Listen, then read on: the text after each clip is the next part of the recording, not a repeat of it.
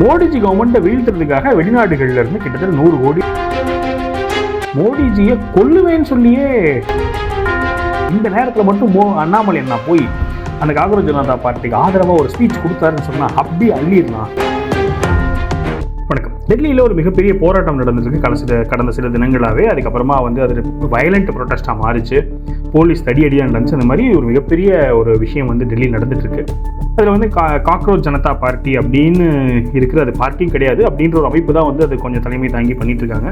நிறைய அரசியல் தலைவர்கள் என்ன பண்ணுறாங்கன்னு சொன்னால் அதில் பங்கு பெற்றுட்டு இருக்காங்க. தமிழ்நாட்டிலேருந்து திருமாவளவன் அவர்கள் பேசுகிறாரு, பிரகாஷ் ராஜ் முன்னாடி என்ன பேசிட்டு இருக்க மாதிரி நடந்துட்டு இருக்குன்னு வச்சுக்கோங்க. அரவிந்த் கெஜ்ரிவால் அவர் பேசுகிறார். அது மாதிரி நிறைய பேர் போயிட்டு இருக்காங்க. அது ஆன்டி சென்ட்ரல் கவர்மெண்ட் மூவ்மெண்ட் மாதிரி அதை எடுத்துகிட்டு போயிட்டு இருக்காங்க. இன்ஃபேக்ட் ஆன்டி மோடிஜி மூவ்மெண்ட்டாகவே போயிட்டு இருக்கு. இந்த சூழ்நிலையில் அண்ணாமலை அவர்கள் ஒரு நீண்ட பதிவு ஒன்று போட்டிருக்கிறார். இதை பற்றி அது கொஞ்சம் சர்ச்சையாக இருக்குன்னு சொல்லலாம். ஏன்னா அதை பற்றி நிறைய பேர் மாற்று கருத்துலாம் தெரிவிச்சிட்டு இருக்காங்க. ஸோ இந்த காக்ரோச் ஜனதா பார்ட்டியில் என்னது, இந்த ப்ரொட்டஸ்ட் பற்றி பேசிக்கான ஒரு சில விஷயங்கள், அதில் அவங்களுடைய ஒரு சில முகத்திரைகள் கிளியப்பட்டிருக்கு. அமெரிக்காவிலேருந்து ஒரு சில தகவல்கள், அஃபீஷியல் தகவல்களே வந்திருக்குது. அதெல்லாம் டீட்டெயிலாக சொல்லிட்டு அண்ணாமலை அவர்கள் என்ன சொன்னார், அதில் ஏன் மாற்று கருத்துக்கள் இருக்குது, அது நம்மளுடைய பார்வை என்ன, இதில் டீட்டெயிலாக பார்க்க போது இந்த வீடியோவில் இருக்க போது. நான் உங்கள் மணியின் கோப்பி, நீங்கள் பார்த்துட்டு இருக்கிறது பாசிட்டிவ் பாலிடிக்ஸ். ஸோ முதல்ல இந்த காக்ரோச் ஜனதா பார்ட்டி ஆன்லைனில் ஒரு பயங்கர வைரலான ஒரு மூமெண்ட்னு வச்சுக்கோங்க. இந்த காக்ரோச்சுங்கிற பேர் எப்படி வந்ததுன்னு கேட்டிங்கன்னா, சுப்ரீம் கோர்ட்லேருந்து ஒரு தீர்ப்பில் சொல்லியிருந்தாங்க, இந்த மாதிரி காக்ரோச்சஸ் மாதிரி இருக்காங்க நிறைய பேர்னு சொல்லியிருந்தாங்க. உடனே அவங்க என்ன பண்ணியிருந்தாங்கன்னா, பாரதிய ஜனதா பார்ட்டி அப்போ நாங்கள் காக்ரோச் ஜனதா பார்ட்டின்னு ஒன்று ஆரம்பித்தாங்க. அதில் ஏகப்பட்ட ஃபாலோயிங் கிடைச்சது. இன்ஸ்டாகிராமில் மில்லியன் கணக்கில் ஃபாலோயர்ஸ்லாம் வந்தது.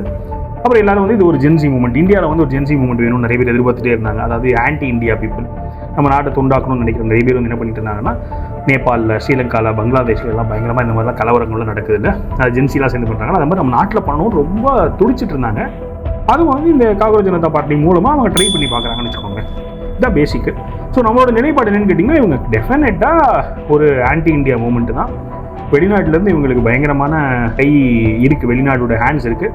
அது 2-3 சந்தர்ப்பத்தில் நிரூபணம் ஆயிடுச்சு இந்த வாட்டி. இதை பற்றி டீட்டெயில்டாக அர்ணாப் கோஸ்வாமி ஒரு பெரிய வீடியோ ஒன்று போட்டிருக்காரு. நான் அதை தமிழாக்கம் பண்ணி கொடுக்கணும்னு எனக்கு ஆசை. நான் மேக்ஸிமம் நாளைக்கு அதை நான் போஸ்ட் பண்ண முயற்சி பண்ணுறேன். ஸோ இதை பின்னணி இப்போ இதுக்கு யாரெல்லாம் மோடிஜிக்கு அகேன்ஸ்டாக அவங்க எல்லாரும் கை சேர்க்க ஆரம்பிச்சிட்டாங்க. முதல்ல சொன்ன மாதிரி அரவிந்த் கெஜ்ரிவால்லேருந்து, பிரகாஷ் ராஜ்லேருந்து, திருமாவளவன் எல்லாருமே என்ன பண்ணுறாங்கன்னா, மோடிஜிக்கு அகேன்ஸ்ட் என்ன நடந்தாலும் போய் நிற்கிறதுங்கிற மாதிரி போய் நிற்கிறாங்கன்னு வச்சுக்கோங்களேன். ஒரு 3 சம்பவத்தை மட்டும் நான் சொல்கிறேன். இப்போ கடந்த சில தினங்களில் நடந்த 3 சம்பவங்கள். முதல் விஷயம் என்னன்னு கேட்டிங்கன்னா, டொனால்டு ட்ரம்ப் அமெரிக்காவில் ஒரு ஸ்பீச் ஒன்று பேசுகிறார். அதில் அவர் என்ன சொல்கிறாருன்னு சொன்னால், ஒரு நாட்டில் இருக்கக்கூடிய டெமோக்ரஸியை உள்ள தலையிட்டு ஒரு தலைவர் இருக்காருன்னு சொன்னால், அந்த தலைவரை கவுத்துறதுக்கு மற்ற நாடுகள்லேருந்து தலையீடு இருக்குது. அப்போ சொல்கிறாரு, அவருடைய இதுக்கு அகெயின்ஸ்டாக ரஷ்யாவிலேருந்து, சைனாவிலேருந்துலாம் ஒரு முதலீடு பண்ணியிருந்தாங்க அமெரிக்கா எலெக்ஷனில்.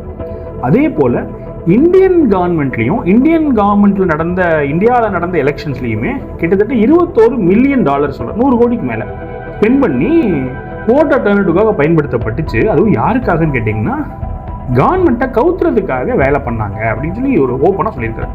அவர் சொல்ல வர்றது என்னன்னு கேட்டிங்கன்னா, மோடிஜி கவர்மெண்ட்டை வீழ்த்துறதுக்காக வெளிநாடுகள்லேருந்து கிட்டத்தட்ட 100 கோடி அப்படின்ற ஒரு அமௌண்ட் அவர் சொல்கிறார். அது ப்ரூஃப் இருக்கக்கூடிய அமௌண்ட்னு நினைக்கிறேன். அது போக நிறையா ஸ்பெண்ட் பண்ணியிருப்பாங்க. அவ்வளோ கோடிகளில் வெளிநாட்டிலேருந்து பணம் இறக்கப்பட்டுச்சு அப்படின்னு அவர் சொல்கிறார். And $21 million for voter turnout in India. What do we need to spend $21 million for voter turnout in India? Wow, $21 million. I guess they were trying to get somebody else elected. Well, we ought to tell the Indian government, because when we hear that Russia spent about $2 in our country, it was a big deal, right? They took some internet ads for $2,000. This is a total breakthrough. $21 million for India elections. ரெண்டாவது ஒரு document league ஆயிருக்கு. அர்ணாப் கோஸ்வாமி அவர் சொல்றாரு, American எம்பசியிலிருந்து ஒரு document கொடுக்குறாங்க. 20ஆம் தேதி protest நடக்குது. அதுக்கு 4 நாளைக்கு முன்னாடி ஜூன் 16ஆம் தேதி இந்த டாக்குமெண்ட் ரிலீஸ் பண்ணுறாங்க. என்ன ரிலீஸ் பண்ணல, அவங்க இன்டர்னல் சர்க்குலேஷன் என்ன சொல்கிறாங்கன்னா, ஒரு 4 நாளில் பெருசாக ப்ரொட்டஸ்ட் நடக்கும் போது ஜந்தர் மந்தர் சுற்றி கலவரம் மாதிரி இருக்க போது, அதனால் அந்த இடத்துலலாம் பார்த்து நடமாடுங்க, அங்கே போங்க வாங்கன்னு சொல்லிட்டு ஒரு அறிக்கை கொடுத்துருக்காங்க. அப்போ இது என்ன பண்ணுதுன்னு சொன்னால், 4 நாளைக்கு முன்னாடியே இவங்களுக்கு ஒரு சுற்றறிக்கை உள்ளே போகுதுன்னு சொன்னால் அப்போ இவங்களுக்கு தெரியுது ஒரு பெரிய பிரச்சனை வரப்போகுதுன்னு சொல்லிட்டு. அப்போ அவங்க முன்கூட்டி அவங்களுக்கு எப்படி தெரியும்? அப்போ உள்ள ஒரு கை இருக்குன்னு அர்த்தம். அப்போது அமெரிக்காவுடைய இல்லாட்டி அமெரிக்காவுக்கு தெரிஞ்சிருக்குது, எக்ஸ்டர்னல் ஹேண்ட் இருக்குதுங்கிறது தெரிஞ்சிருக்குங்கிறது அப்போ பிளான் பண்ணி இவங்க கலவர மாதிரி பண்ணுறாங்க அப்படிங்கிறது ஒன்று. இன்னொன்று என்னென்னு கேட்டிங்கன்னா, சிஜேபின்னு சொல்கிறாங்கன்னா காக்ரோச் ஜனதா பார்ட்டி, அதோடைய அஃபீஷியல் ஸ்போக்ஸ் பர்சன் ஒருத்தர் இருக்கார். இவங்க எல்லாத்தையும் என்ன பண்ணுறாருன்னு சொன்னால், சாகுமுறை உண்ணாவிரதம் வந்தவரெலாம் ஸ்டூடெண்ட்ஸை உசுப்பேற்றி விட்டு அவங்கள நிற்க வச்சுட்டு அந்த ஸ்போக்ஸ் பர்சன் ஒரு கடையில் போயிட்டு பர்கர் சாப்பிட்டுட்டு இருக்காரு. அதை பிடிச்சிடுறாங்க. நீங்கள் குழந்தைங்களெல்லாம், இளைஞர்களெல்லாம், ஸ்டூடெண்ட்ஸ்லாம் இப்படி நிற்க வச்சுட்டு நீங்கள் போய் இப்படி சாப்பிட்ருக்கீங்கன்னு கேட்குறாங்க. அதுக்கு அவர் வந்து திரும்ப ஒரு வீடியோ போடுறார். நான் என்ன உங்களுக்கு வேலைக்கு வச்ச ஆளா? நான் பசிக்குது, நான் சாப்பிட்றேன். அப்போ என்ன நான் உயிரை விடணுமா உங்களுக்காக? நான் யாருக்காக வேலை பார்க்கல. யாரை நீங்கள் தேர்ந்தெடுத்து சீட்டில் உட்கார வச்சுட்டு அவங்கள போய் கேள்வி கேளுங்க, என்னைய போய் கேள்வி கேட்குறீங்க அப்படின்னு சொல்லிட்டு பர்கர் சாப்பிட்டு வீடியோ போடுறாரு. இது எல்லாத்துக்கும் வந்து பாருங்கள், அவங்களாம் நல்லா தான் இருக்காங்க, அவங்களாம் தெளிவாக இருக்காங்க, அவங்களாம் சாப்பிட்டு இருக்காங்க. உங்களை மாதிரி ஏழை குழந்தைங்கள, கஷ்டப்படுற குழந்தைங்களாம் என்ன பண்ணாங்கன்னா பகடக்காயை பயன்படுத்துகிறாங்க. இது வட்ட வெளிச்சம் ஆயிடுச்சுன்னு சொல்கிறாங்க. இது ரொம்ப வைரல் ஆகி அவங்களோட அமைப்புக்கே மிகப்பெரிய கெட்ட பேர் வருது அப்படின்னு ஆகும்போது என்ன பண்ணிட்டாங்கன்னு சொன்னால், அந்த அமைப்பிலிருந்து அவரை சாக் பண்ணிடுறாங்க, டிஸ்மிஸ் பண்ணிடுறாங்க. எஜுகேஷன் மினிஸ்டர் தர்மேந்திர பிரதான் அவர்கள் பதவி விலகணும்னு சொல்லி ஆரம்பித்த ப்ரொட்டஸ்ட்டில் யார் அந்த ப்ரொட்டஸ்ட் ஆரம்பிக்கிறாங்களோ அந்த கட்சியோடைய ஸ்போக்ஸ் பர்சனே பதவி விலக மாதிரி ஆயிடுச்சு. मैंने बर्गर क्यों खाया? आज का ये बड़ा मुद्दा है. तो कोई भी इंसान बर्गर क्यों खाता है? उसे भूख लगी हो, उसका बर्गर खाने का मन हो, दैट्स इट. एनीवेज मतलब तुम मुझे इतना अकाउंटेबल होल्ड करते हो, मतलब ये कोई नौकरी है क्या ये प्रोटेस्ट होना? तुमने मुझे इलेक्ट किया है इस पोजीशन के लिए, वो सरकार को अकाउंटेबल ठहराते हैं. तो तुम्हारी ये जो नॉनसेंस थिंकिंग है ना, मुझे नहीं फंसना इसमें. मुझे कोई पॉलिटिक्स में नहीं आना कि मैं तुम्हारे जैसे बेवकूफों को मैं अपीज करूं. ठीक है, जो मैं कर रहा हूं देश के लिए कर रहा हूं, अपनी मर्जी से कर रहा हूं, और किसी के लिए मैं अकाउंटेबल नहीं, और मैं खाऊंगा बर्गर. ஸோ இதெல்லாம் தான் வந்து கொஞ்சம் வைரலாக இருக்கக்கூடிய, இது சுற்றி நடந்துட்டு இருக்கக்கூடிய விஷயங்கள்னு வச்சுக்கோங்களேன். இதில் வந்து நிறையா ஆர்மி என்ன சொல்கிறது, செக்யூரிட்டி பர்சனல்ஸ் எல்லாத்தையும் போட்டு அடிக்கிறது, அப்புறம் போலீஸ் ஆஃபீஸர்ஸ் மேலாம் வந்து ஸ்ப்ரே அடிக்கிறது, பெரிய பெரிய கல்லை ப்ரொட்டஸ்ட் எடுத்துகிட்டு வருது. இந்த மாதிரி வந்து நிறைய வேலைகள் நடக்குது. அதுக்கு திரும்ப தடியடி தாக்குதல்கள் போலீஸ் பண்ணுறாங்க. அதை மட்டும் அவங்க ஃபோட்டோ எடுத்து கவர் பண்ணிவிட்டு பாருங்கள் போலீஸ் அராஜகம் அப்படின்னு சொல்லிட்டு ஒரு பெரிய ஒரு சீன் கிரியேட் பண்ணி நரேட்டிவ் செட் பண்ணிவிட்டு இந்த கலவரத்தை எவ்வளோ பெருசாக்கலாம் அப்படின்னு முயற்சி பண்ணி போயிட்டுருக்காங்க.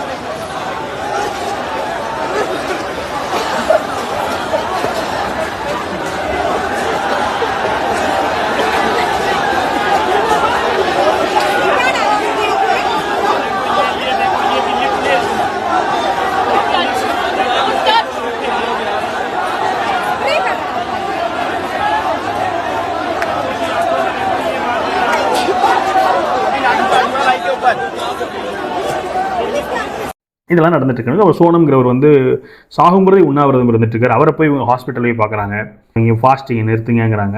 இந்த மாதிரி அவங்க பேச்சுவார்த்தை நடந்துட்டு இருக்கு. இவங்களோட கோரிக்கை வந்து எஜுகேஷன் மினிஸ்டர் வந்து பதவி விலகணும், நீங்கள் போட்ட கேஸ்லாம் வாபஸ் வாங்கணும். அப்புறம் ஒரு 20 பேர் இந்த நீட் பேப்பர் லீக்குனால 20 குழந்தைங்க சூசைட் பண்ணியிருக்காங்க போல். அந்த நம்பர்ஸ் வந்து மாறிட்டே இருக்குன்னு வச்சுக்கோங்களேன். ஒரு 23ங்கிறாங்க, 21ங்கிறாங்க, 24ங்கிறாங்க. அவங்களுக்கு வந்து 1 கோடி ரூபாய் நீங்கள் நஷ்டீடு கொடுக்கணும். இது மாதிரிலாம் அவங்களோட ஒரு சில கோரிக்கைகள் இருக்குது. ஆனால் நம்ம எப்படி ஜல்லிக்கட்டு போராட்டத்தில் பார்த்தோமோ அதே போல் இந்த போராட்டத்துக்குள்ளே நிறைய பேர் வந்து மோடிஜி ஒழிக, மோடிஜியை திட்டுறது. இன்ஃபேக்ட் ஒருத்தங்க இன்டர்வியூவில் மோடிஜியை கொல்லுவேன்னு சொல்லியே பேட்டி கொடுக்குற ஒரு பொண்ணு, அதாவது மோடிஜி சாகப்படணும், அவங்க அந்த பொண்ணு சொல்கிறாங்க அவங்க கையாலேயே கூட குண்டு வைக்கிறதுக்கு ரெடியாக இருக்கிறேன்னு சொல்லிட்டு அவங்க பேட்டி கொடுக்க. அது மிகப்பெரிய அதிர்வலைகள் ஏற்படுது. ஒரு பிரைம் மினிஸ்டரை பார்த்து இப்படி பேச முடியுதா? அப்போ இவங்கெல்லாம் ஸ்டூடெண்ட்ஸா? இவங்கெல்லாம் பீஸ்ஃபுல் ப்ரொட்டஸ்டர்ஸா? கல் வச்சுருக்கிறாங்க, பிரதமரை கொல்லணுங்கிறாங்க. அப்போ இவங்க நோக்கமே செக்யூரிட்டி பர்சன்ஸ் தூக்கி போட்டு மிதிக்கிறாங்க, பொது சொத்துக்களை வந்து சேதமடைய வைக்கிறாங்க. இவங்களாம் ப்ரொட்டஸ்டர்ஸே கிடையாது, பீஸ்ஃபுல் ப்ரொட்டஸ்டர்ஸுங்க அடுத்து ப்ரொட்டஸ்டர்ஸே கிடையாது. இவங்கலாம் வந்து என்ன ஸ்டூடெண்ட்ஸுக்காக நிற்கிறாங்களா? இல்லை, இதெல்லாம் ஆன்டி நேஷனல்ஸு அப்படின்றது தான் பார்வை. क्या लगता है कि इस्तीफा मिलेगा, रेजिग्नेशन देंगे धर्मेंद्र प्रधान या नहीं? ऑनेस्टली जब तक मोदी है मुझे तो नहीं लगता तब तक मिलेगा. मैं तो चाहती हूँ मोदी को भी गोली मार दो, सही में मैं तो मार भी दूंगी. मतलब आप प्राइम मिनिस्टर के लिए ऐसी बात बोल रहे हो, मोदी को गोली मार? कुछ हुआ भी है? नहीं, आप जो बोल रहे हो आपको उसकी अकाउंटेबिलिटी लेनी पड़ती है. मैं तो ले लूंगी, वो लेते हैं. आपने ये देखो उन्हें कितना இது நடந்துட்டு இருக்கு. ஸோ இதை பற்றி நம்ம பேசணும் அப்படிங்கிறது எதிர்பார்ப்பாக இருந்தது. அண்ணாமலை அவர்கள் என்ன பேச போகிறாருன்றது நிறைய பேருக்கு வந்து எதிர்பார்ப்பாக இருந்துச்சு. நேற்று கூட நம்ம ஒரு வீடியோ போட்டோம், அதில் வந்து ஒரு கமெண்ட் வந்துருந்துச்சு, இப்போ வந்து இந்த காக்ரோச் ஜனதா பார்ட்டி ப்ரொட்டஸ்ட்டுங்கிறது பெரிய வைரலாக போயிட்டு இருக்கு. இந்த நேரத்தில் மட்டும் அண்ணாமலை அண்ணா போய் அந்த காக்ரோச் ஜனதா பார்ட்டிக்கு ஆதரவாக ஒரு ஸ்பீச் கொடுத்தாருன்னு சொன்னால் அப்படி அள்ளிடலாம் போட்டது. அந்த அர்த்தத்தில் இப்போ நான் சொன்னதெல்லாம் அவர் சொன்னார்னு சொல்ல வரல, இந்த அர்த்தத்தில் அவர் சொன்னீங்க பண்ணால் சூப்பராக இருக்குமே, அவர் வாய்ப்பை தவறிடுறாரு. நாங்கள் இப்போ எனக்கு வந்து என்னடா காக்ரோச் ஜனதா பார்ட்டிக்கு அண்ணாமலை நான் சப்போர்ட் பண்ணுவாரா அப்படின்னு சொல்லிட்டு நான் சொல்லியிருந்தேன். காக்ரோச் ஜனதா பார்ட்டிக்கு ஒரு ஆன்டி நேஷனல், இவர் போலீஸாக இருந்தவர், இவருக்கு வந்து ஒரு கயவர் யாருன்ற இவரால் பார்த்தோன்னே கண்டுபிடிக்க முடியும், அவர் சப்போர்ட் பண்ண மாட்டார். ஒன் போட்டிருந்தேன். அப்படி இருக்க சூழ்நிலையில் இன்றைக்கி வந்து அண்ணாமலை ஒரு பதிவு போட்டிருக்கேன். ஃபஸ்ட் என்ன பண்ணிட்டேன், அந்த பதிவு என்ன இருக்குன்றது அப்படியே வாசிடுறேன், வெர்பாட்டி வாசிடுறேன். அப்புறம் அதில் என்ன அர்த்தம் இருக்குது, அப்படி இன்டர்பிரிட்டேஷன் என்ன மாற்றி யோசிக்கிறாங்க, என்ன மாற்று கருத்து வைக்கிறாங்க, நம்மளோட பார்வை என்னங்கிறத அதை முடிச்சுட்டு சொல்கிறேன். Over the past many years, I have taken a personal stand in support of the NEET examination, arguing that it brought uniformity in student selection across the country and gave students from underprivileged backgrounds a real shot at pursuing their dream of medical education. So கடந்த பல வருடங்களாக நான் சொல்லிகிட்டே இருக்கேன், நான் வெளிப்படையாக என்னுடைய சப்போர்ட்டை நான் காமிச்சிருக்கிறேன். நீட் எக்ஸாமினேஷனுக்கு என்ன ஆர்கியூ பண்ணியிருக்கேன்னு சொன்னால், அது வந்து சமமாக எல்லாத்துக்கும் ஒரு சம வாய்ப்பு கொடுக்குது. நாடு ஃபுல்லாக இருக்கிற எல்லா பின்தங்கின அண்டர் ப்ரிவிலேஜ்டு ஒரு வசதி இல்லாத குழந்தைங்களுக்கு வந்து நல்ல வாய்ப்பு கொடுக்குது அவங்களுடைய மருத்துவ படிப்புக்கு. ஆனால் சப்போர்ட் பண்ணிகிட்டே இருக்கேன் அப்படிங்கிறார். இந்த last 5 years the need UG question paper has leaked thrice. Last 5 வருஷத்தில் நீட் யூஜி கொஸ்டின் பேப்பர் 3 வாட்டி லீக் ஆயிருக்கு. Imagine the amount of pressure that it puts on the students who had to go through the examination process yet another time when the system that was supposed to bring in uniformity was failing. அது நீட்டுங்கிறதே எல்லாருக்கும் சமவாய்ப்பு கொடுக்கறதுக்காக தான் அது நீட்டே வருது. அப்படிப்பட்ட அந்த நீட்டு வந்து இந்த மாதிரி ஃபெயில் ஆகிறதுனால அந்த குழந்தைங்களுக்கு எவ்வளோ ப்ரெஷராக இருக்கும் கொஞ்சம் கற்பனை பண்ணி பாருங்க அப்படிங்கிறது. Yet there was no accountability, and I believe strongly that it was that moment that brought in a shift in the minds of the students to take to the streets to cry their hearts out. Accountability இல்லை, யாருமே பொறுப்பெடுத்துக்கவே இல்லை. 3 வாட்டி league ஆயிருக்கு, யாருமே பொறுப்பெடுத்துக்கல. Zero accountability தான் மீன் பண்ணுறது. There was no அக்கௌண்டபிலிட்டிங்கிறது, no அக்கௌண்டபிலிட்டியே போடுறது. There was little அக்கௌண்டபிலிட்டின்னு சொல்ல, தெர் வாஸ் நோ அக்கௌண்டபிலிட்டிங்கிறது. அது கொஞ்சம் ஃபார் ஃபெச்டு மாதிரி தான் எனக்கு ஃபீல் ஆகுது. இப்போ மோடிஜி சொல்கிறாரு, இல்லை இது கவர்மெண்ட் என்ன முடிவு இருக்கோ, ஒரு 13 பேர் அரெஸ்ட் பண்ணியிருக்காங்க. அப்படின்னா தேர் இஸ் சம் அக்கௌண்டபிலிட்டி இல்லை. அப்போ தேர் இஸ் நோ அக்கௌண்டபிலிட்டின்னு போட்டது தெரியல. அது மேபி லேட்டு பத்தாதில் அப்படின்னு மீன் பண்ணுறாருன்னு நினைக்கிறேன். ஸோ அதனால தான் வந்து குழந்தைங்க தெருவில் இறங்கி போராட வேண்டியதாகிடுச்சு அப்படிங்கிறாரு. அப்புறம் protest is a fundamental right in democracy. அப்போது போராட்டங்கிறது அடிப்படை உரிமை. இந்த பெர்டினன்ட் கொஸ்டின், இந்த முக்கியமான கேள்வி என்னன்னு கேட்டிங்கன்னா, why did the BJP led central government take so long to initiate dialogue with the protesters? போராடுறவங்க கூட உங்கள் பேச்சுவார்த்தையை தொடங்குறதுக்கு எதுக்கு இவ்வளோ நாள் எடுத்துக்கிட்டீங்க? ஏன் இவ்வளோ லேட்டாக நீங்கள் பேச்சுவார்த்தையை தொடங்குனீங்க? அதான் ரொம்ப முக்கியமான கேள்வி அப்படிங்கிறார்.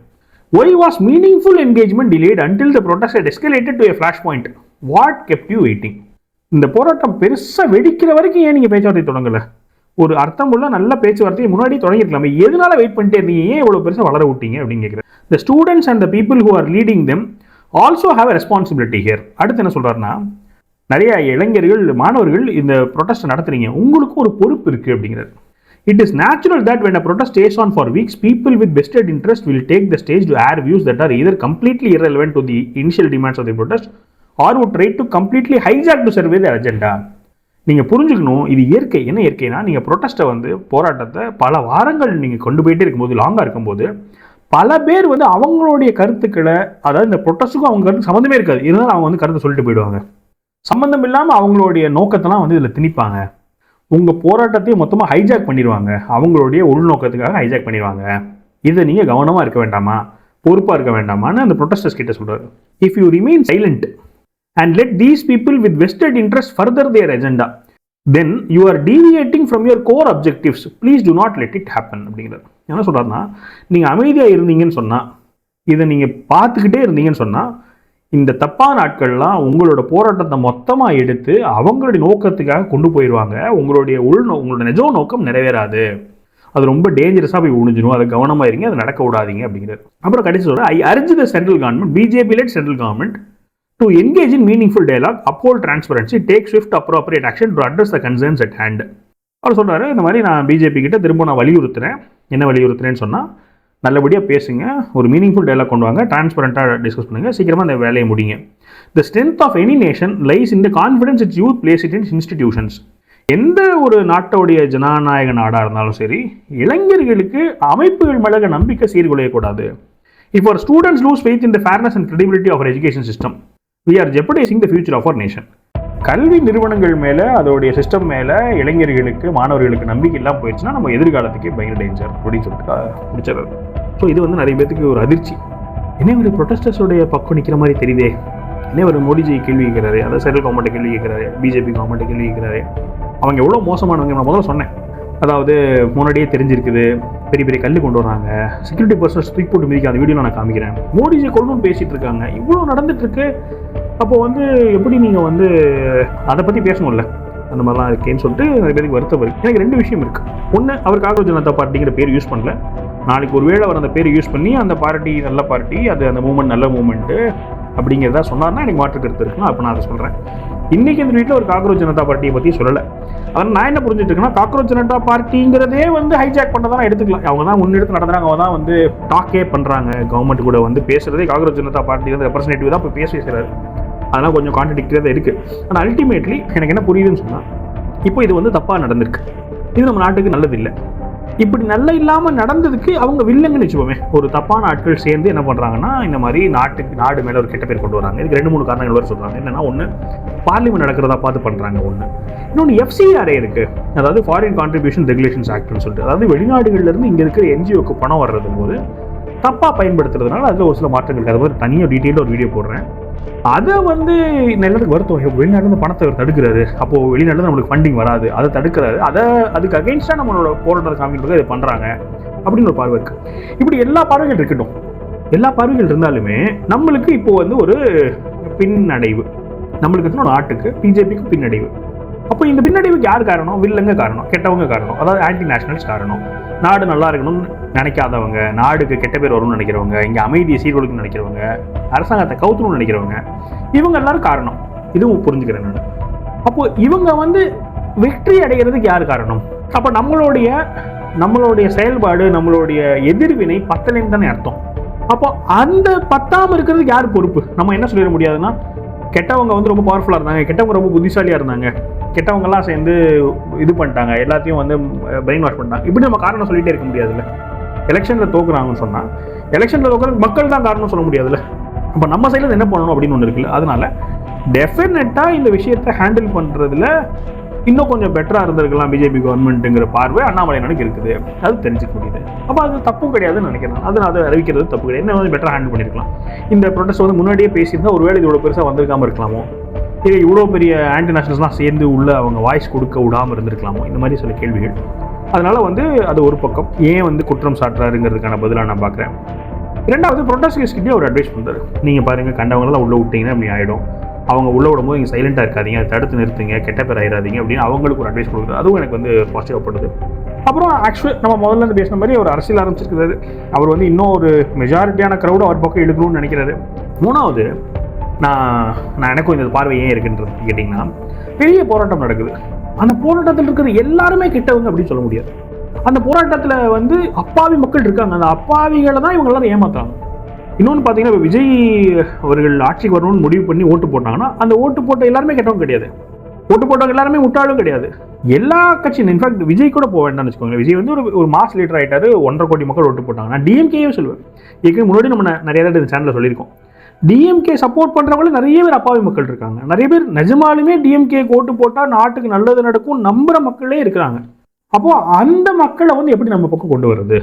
அப்போ நிஜமாலுமே இந்த ப்ரொட்டஸ்ட்னால நம்ம நாட்டில் ஒரு நல்லது நடக்கும் நம்பி ப்ரொட்டஸ்ட்டில் ஒரு சில கூட்டம் இருக்குது. அந்த கூட்டம் முட்டாள் கூட்டம்னு சொல்லலாம், இல்லை அவங்கள வந்து பிரெயின் வாஷ் பண்ணிட்டாங்க, என்ன வேணால் சொல்லலாம்.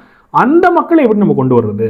இந்த மாதிரியான ஒரு பார்வையில் அண்ணாமலை எடுத்துகிட்டு போகிறாருங்கிறது என்னுடைய புரிதல். ஸோ இதான் வந்து அந்த ட்வீட்டில் அண்ணாமலை சொன்னது. அதுக்கு என்ன எதிர்ப்பு, அதுக்கு நம்மளுடைய பார்வை, இன்டர்பிரிட்டேஷன் என்னங்கிறத நான் சொல்லியிருக்கேன். உங்களோட கருத்துக்கள் என்ன, நீங்கள் என்ன நினைக்கிறீங்க இதை பற்றி அப்படிங்கிறத வந்து கமெண்ட் பண்ணுங்கள். நான் முதல்ல சொன்ன மாதிரி அந்த FCRA பற்றின வீடியோ, அதுக்கப்புறமா அர்னாப் கோஸ்வாமி அவரோட வீடியோ நான் போட முயற்சி பண்ணுறேன். மேலும் ஒரு பாசிட்டிவ் வீடியோ சந்திக்கிறேன். வணக்கம்.